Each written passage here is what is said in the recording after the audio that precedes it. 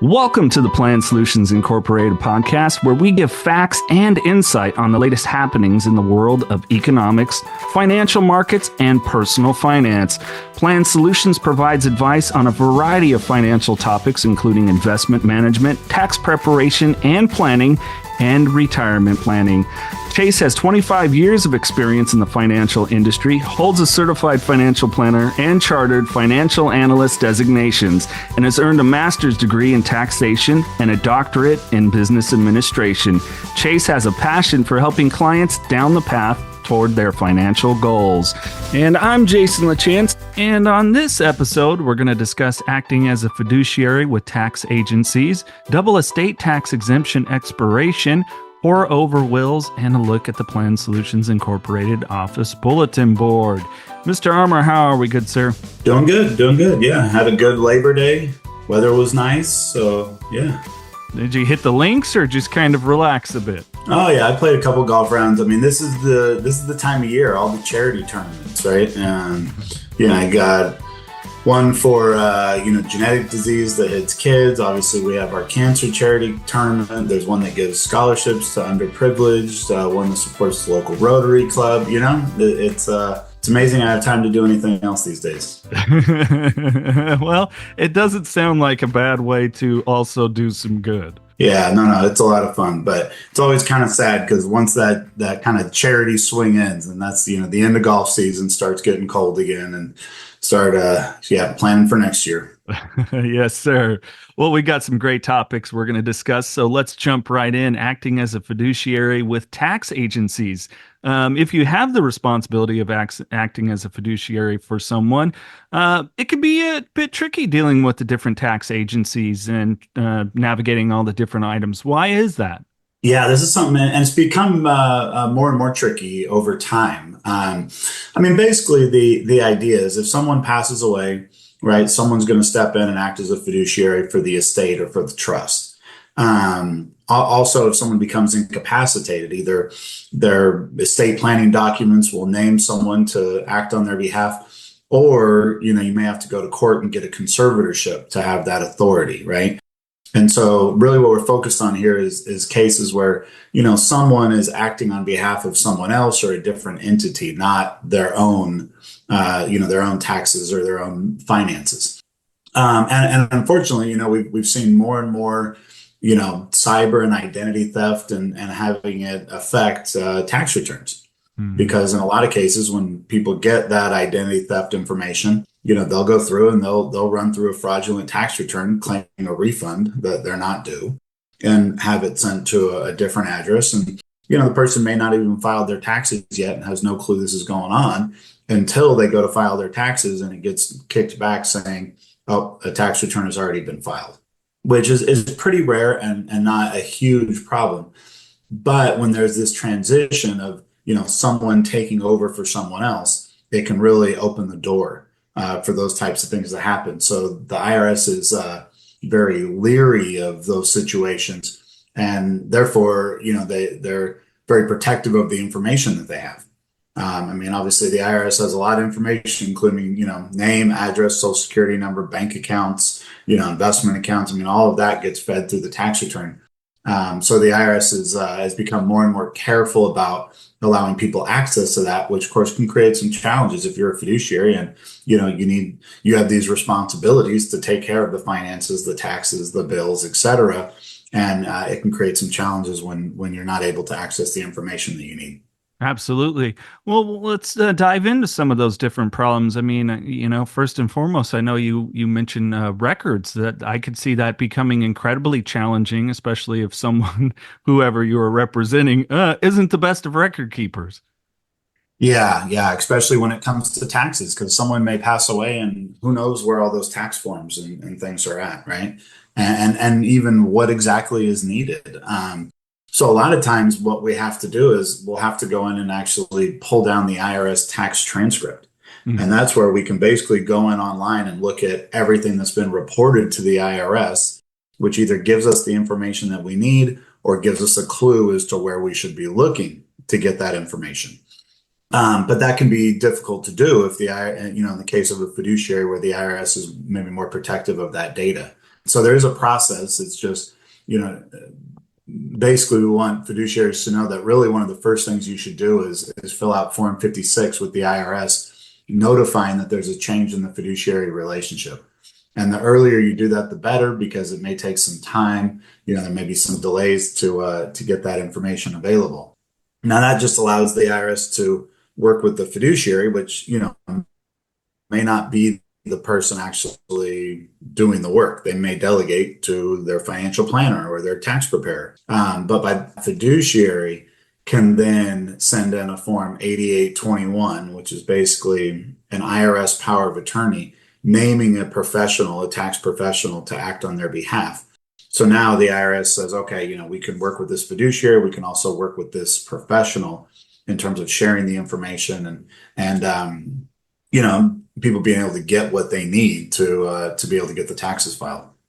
How does if you're in charge of a trust or an estate maybe impact a little bit different than say if it was just an individual that didn't have gosh, what's the right wording to use here? Maybe less complicated assets. For instance, it's pretty cut and dry. Maybe they were a single homeowner, owned a single vehicle, they had a couple of investment accounts, but I would think estates and trusts could complicate that a little bit more. Well, in some cases they may, if it's a more complicated estate plan. In other cases, they may actually simplify it Mm. because you're able to avoid things like probate in the courts and really reduce the amount in attorney's fees. So yeah, it depends. It's really an individual by individual situation in terms of the complexity and the need for access to certain information in order to be able to properly file those tax returns and stay in compliance. Okay, thank you for the clarification. I know that when it comes to anything fraudulent, I mean, it can be incredibly confusing to dig through, but are there situations where, regardless, there's going to be certain information that a criminal is not going to be able to access? Well, you never know, right? I would never say never because unfortunately, criminals do seem to get more and more creative, Mm. and it depends on how diligent the person's been about keeping their information as private as possible, or if it has been shared with different sources where maybe there's a data leak or it ends up on the dark web or all of those things that we hear about. But it is, it's one of the reasons why it is important to file that Form 56 to establish that fiduciary relationship because, not only does that then allow the person to contact the IRS, if there's something going on and the IRS sends a notice, then they know who to send it to, Mm. right? So it could be a way of uncovering, something that looks fishy and realize, oh, maybe we need to dig a little deeper here to make sure something nefarious is not happening. Or if it is, to stop it as soon as possible. So yeah, even changing that relationship so that you get notice on this is going on and then even just normal things. I mean, let's say there's back taxes owed or there was a change to a past tax year that the IRS is proposing. Obviously, you want to be aware of that so you can go back and iron those things out and figure out what's needed. Is there actually tax owed? Is this just a miscommunication or misunderstanding and maybe additional information is needed? That way you can figure out what you need to do to resolve those situations. Yeah. Well, being that it's pretty complex, what are some of the real advantages to working with a professional in this situation? The speeding up of time to be able to get the certain documents needed, etc. Yeah, I think, unfortunately, obviously, when someone takes over as a fiduciary, either for an estate or a trust, or for someone who's been incapacitated, there's a lot of real life, challenges that are going on that go beyond just the financial and tax portion. And so, yeah, a lot of times, the financial and tax portion might, be put on the back burner while they're dealing with more pressing issues. But that can create some challenges because, as we've talked about in the past, the IRS is not quick at processing these things. I mean, it can take many days, if not months, just to get these forms processed at the IRS and then be able to act. So it is one of those things where it's worth prioritizing, trying to do it up front. even though it may not be needed, because you might start getting close to a deadline or need to act. And if you're just starting the process at that point, you could, have a really big delay. Anything else you want to add to this section before we move to our next topic? Well, I mean, we kind of talked about the tax issues here, but the truth is, I think anytime someone is appointed as a fiduciary acting on behalf of someone else or someone's else, it probably is best practice to talk to a professional immediately and just really understand what your responsibilities are, because there's so many different aspects of that and so many different rules that not only need to be adhered to properly act as a fiduciary, but in some cases, if they're not adhered to, could leave the fiduciary personally liable. So yeah, a lot of times this is something that's new to people and they're not really sure where to start. And, they kind of do it piecemeal and are figuring it out as they go. But I think it's really valuable to talk to a professional and have a plan. Absolutely.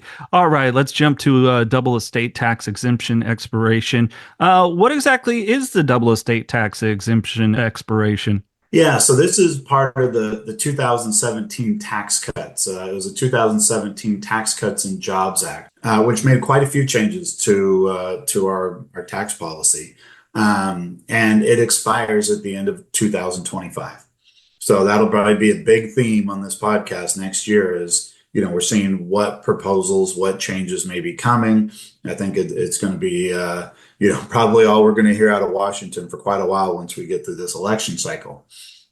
One of those aspects is what happened before 2017 is the estate tax, the gift and estate tax exemption was set at 5 million.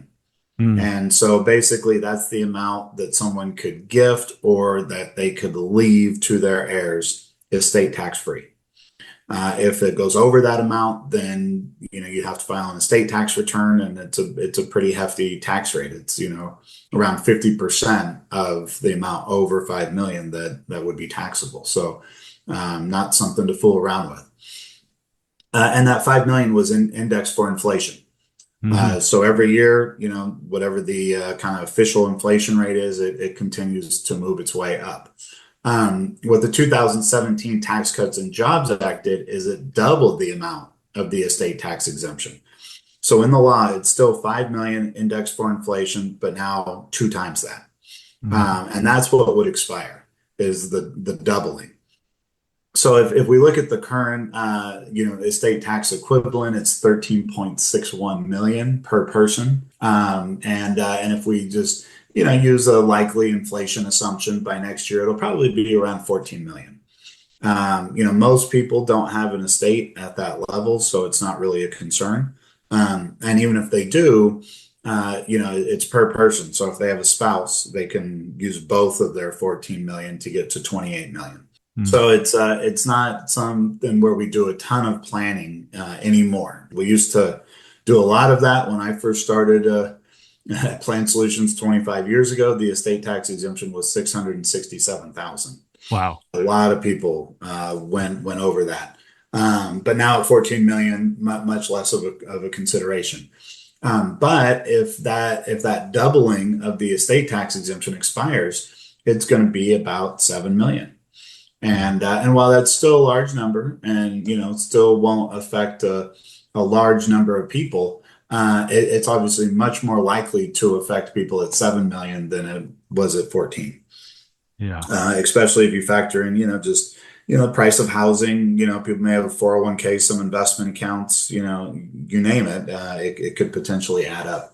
So it might be something that people that are in that range, below 14, but potentially above 7, or, at a level where if their assets grow at a faster pace than inflation, it may exceed that estate tax exemption at some point down the road, maybe 10 or 20 years down the road, if the law doesn't change. So just kind of a reminder, we want to let people know that's how it works. I know there was some fear that it would go back to 1 million or some lower number. I mean, it's still at 7 million, but if you're in that range, it might be time to start thinking about estate tax planning again, which we haven't had to do for quite a while. Yeah.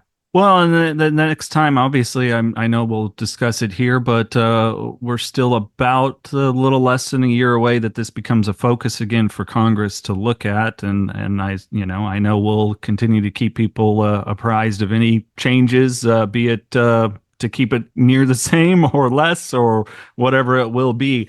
But it won't be a situation that they just let it go cut and dry. It will be addressed in some way, assumably. It'll all depend if they can come to an agreement, right? I mean, Mm. the rules could change completely if there's an agreement and that's what they decide to do. So it could be less than 7 million. It could be, stay at 14. It could be anywhere in between. We really don't know. But if nothing is done, we know it will go to 7 million if it's not addressed in some change. Because when the 2017 tax cuts sunset at the end of 2025, the old rule will once again be in place, which will take it down to the 7 million. All right. Thank you for the clarification. Let's discuss pour over wills. What exactly is a pour over will? I have to be honest, until I received this edition of the Personal Financial Review, I had never heard of one. Yeah, and I just realized, a lot of estate planning this week. So usually we kind of mix it up. Different people in the office write different articles, and we piece them together. But a pour over will, it's often overlooked when it comes to estate planning. Usually we focus on you have a trust, and that's kind of the main document that handles most of your non-retirement, non-insurance type assets. You have a financial power of attorney. That's how someone can step in and pay your bills, pay your taxes, right? It establishes that fiduciary relationship if an individual is not able to do it themselves. And then you have this pour over will that often gets overlooked, but it does serve a very important role. And it does a couple things. So one, when you establish a trust, part of that involves re-registering assets into the name of the trust, Mm. right? That's how they become part of the trust. What a pour over will does is if that is not done, it's kind of a fail-safe. It basically says, if I die, everything that's not in my trust, put it in my trust. So at least it funnels everything into the trust and makes it that central estate planning document. Now, that's not necessarily an ideal situation because anything that's transferred via the will, even if it's transferred to a trust, is still subject to probate. Mm. So you don't really want the pour over will doing that heavy lifting because ideally you want to avoid the cost and time delays that come with probate. But then the other thing that a pour over will does is it handles all of those other things that you can't really put into your trust. Your furniture, right? Maybe you have a car that's not registered in the name of the trust because let's face it, the DMV is a big hassle and nobody wants to go down there and register their car and then have to potentially take it out of their trust if they go to sell it. So a lot of times cars aren't registered in the name of the trust. And then you can have just other odds and ends, collectibles, et cetera, things that may have some value. It's a way to take those assets and put them under the purview of the trust so it follows those instructions. Typically, what you want is that the total value that's transferred by the pour over will, it basically falls under the limit for your state. Mm. So that then what you're able to do is it's just called you can just do it, or you can use what's called an affidavit of small estate, basically saying, the total value that we're transferring via the will is under the amount that is required to go through probate, and therefore we don't need to do probate, and you can get those assets in. So that's really an ideal situation. How a pour over will would work is it would capture all of those assets that are under that de minimis amount for whatever jurisdiction the person lived in. But it's also there as a fail-safe. So if things weren't re-registered properly or there's some issues there, at least you have a mechanism to get it into the trust, even if that does involve going through probate, so that the decedent's wishes are carried out properly. Mm. Uh, I know it's an unfortunate circumstance oftentimes when someone passes, but as we kind of started, there is certain tax implications. How does it affect that? Well, again, that really depends.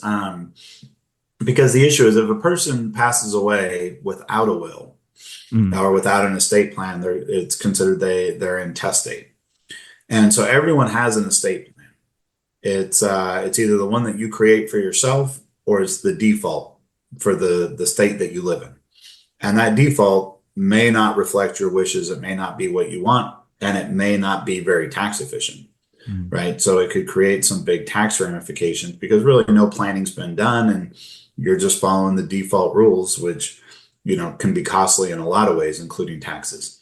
Whereas if you have an estate plan, and so you have a will and it's able to transfer the money into the trust, it may be that within the trust you did certain tax planning or wanted certain assets to go certain places so that you can minimize that overall tax burden.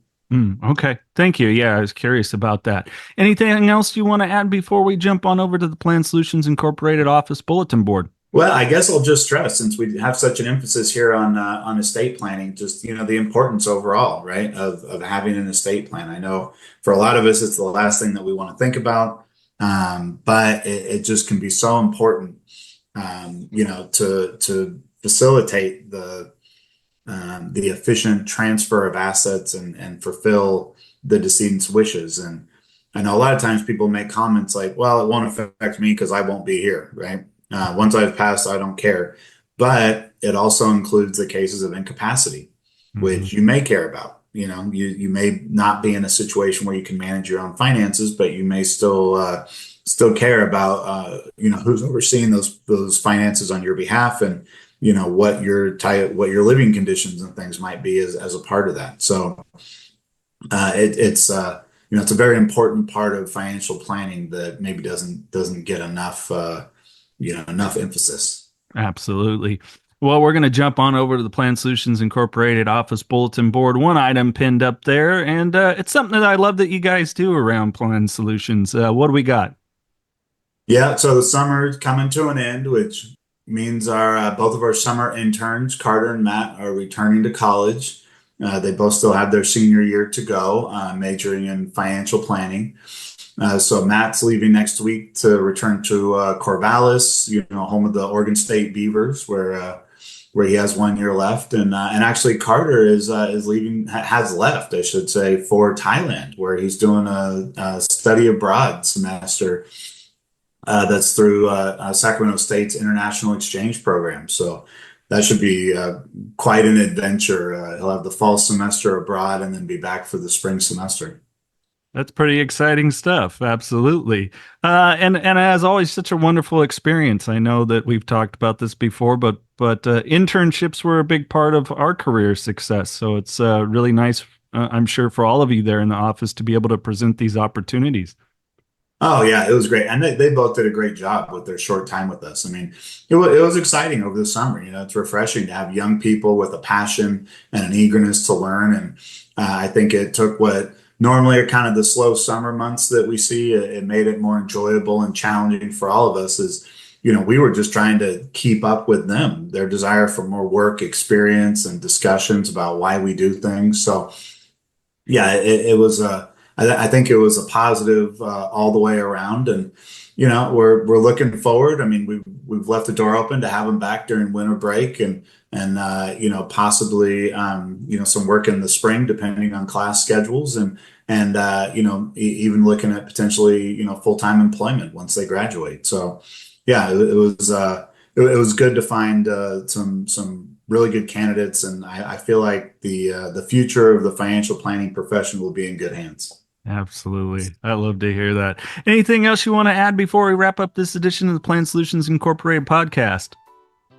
No, just as we're heading into the fall here, we're getting into kind of tax planning season, as we call it. And I know we've been proactive on a lot of things with different clients in terms of estimated payments, Roth conversions, those types of things. But if anybody has any questions or is thinking about those things or wants to look at some different strategies, we're getting into that time period where it's the right time to do it. Yes, sir. Well, we thank you all for listening to the podcast. Please hit that subscribe button on whatever platform you're on if it's your first time. And we do have a YouTube channel now. You can just search @Plan Solutions on YouTube and you'll find it there. And what you'll see is the podcast. It is following along in video form to the personal financial review. So kind of a read along during our discussion that we have here. So please subscribe to that channel as well. And if you want to get the personal financial review every other week in your email, send Katie an email right now and get subscribed. That's KATIE @plansolutions.com.